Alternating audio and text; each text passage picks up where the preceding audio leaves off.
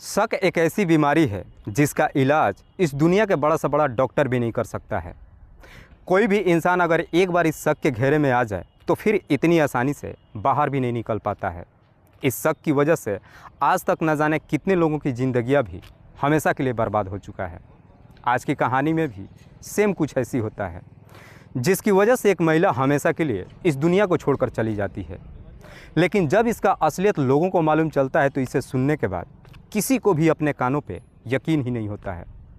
वाकई में दोस्तों, आज की जो कहानी है ये आपको भी सोचने और समझने पे मजबूर कर देने वाली है। नमस्कार, आदाब, मैं हसमुद्दीन और आप देख रहे हैं सफ़र क्राइम तक। आज की जो सच्ची घटना मैं आपको सुनाने वाला हूँ, दरअसल ये घटना है कर्नाटक प्रदेश की।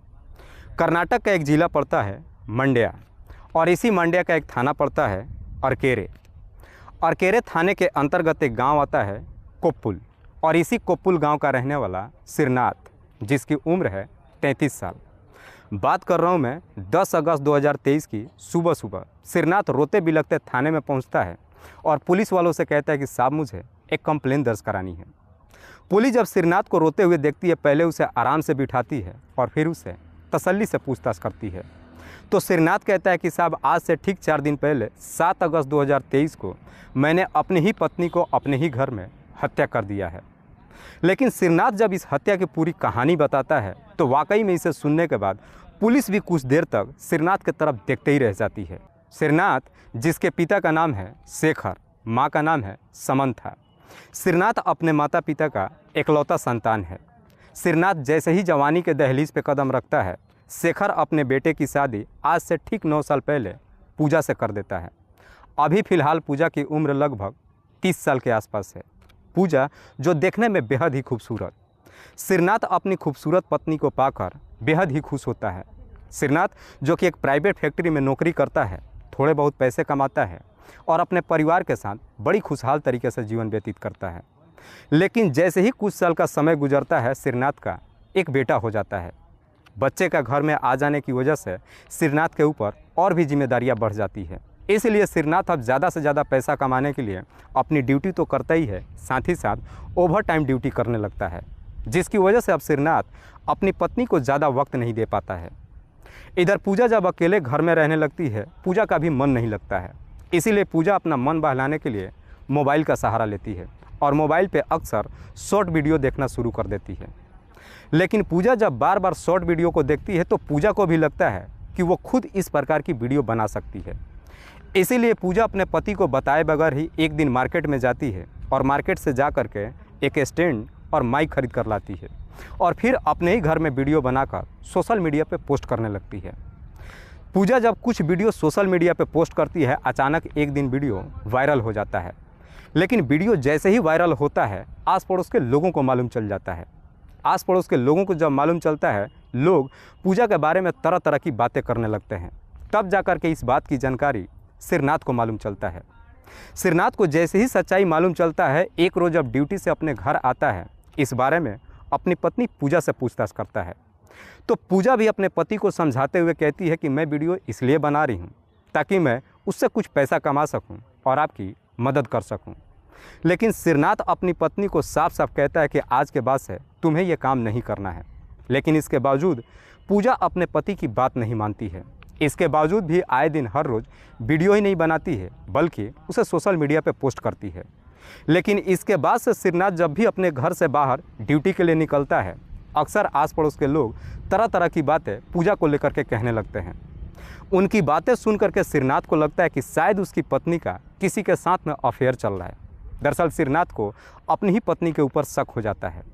शक तो हो जाता है, लेकिन इसके बावजूद भी श्रीनाथ इस शक के बारे में अपनी पत्नी से बात नहीं करता है, बल्कि अपनी पत्नी को सिर्फ इतना ही कहता है कि तुम वीडियो बनाना बंद कर दो। श्रीनाथ जब अपनी दिल की बात पूजा से नहीं कहता है तो पूजा भी अपने पति की बात नहीं मानती है, इसलिए ताकि वो सोशल मीडिया से कुछ पैसा कमाकर अपने बच्चे का एक बेहतर भविष्य बना सके। इसी बात को लेकर के अब आए दिन हर रोज़ श्रीनाथ और उसकी पत्नी के बीच में झगड़े तकरार शुरू हो जाता है। 7 अगस्त 2023 को भी शाम के वक्त श्रीनाथ जब ड्यूटी से घर आता है, इसी बात को लेकर उसके पत्नी के बीच झगड़े तकरार शुरू होता है। उस वक्त भी श्रीनाथ अपनी पत्नी को काफ़ी समझाने की कोशिश करता है, लेकिन पूजा भी अपने जिद पर आ जाती है। जिसकी वजह से सिरनाथ इस कदर से गुस्से में आ जाता है कि गुस्से में ही अपनी पत्नी की गला दबाकर हत्या कर देता है। पूजा जब इस दुनिया को छोड़कर चली जाती है, उसके बाद से सिरनाथ को अब डर सताने लगता है। सिरनाथ को लगता है कि शायद अब उसे पुलिस पकड़ लेगी। इसीलिए सिरनाथ इस बात की जानकारी अपने पिता शेखर को देता है। शेखर को जब मालूम चलता है कि उसकी बहू की हत्या कर दी गई है, शेखर भी यहाँ पे एक गलती कर देता है। इस बात की जानकारी नज़दीकी थाने में नहीं देता है, बल्कि अपने बेटे का साथ दे देता है। सिरनाथ और शेखर दोनों मिल करके एक प्लान बनाते हैं और इसी प्लान के तहत उसी रात को ही पूजा की डेड बॉडी को एक बोरी में पैक करते हैं। आस पड़ोस के लोग जब सो जाते हैं तो सिरनाथ और शेखर पूजा की डेड बॉडी को बाइक पर लेकर के अपने ही गांव के बगल नदी किनारे जाते हैं और फिर पूजा की डेड बॉडी में एक भारी पत्थर बांधकर उसे नदी में फेंक देते हैं।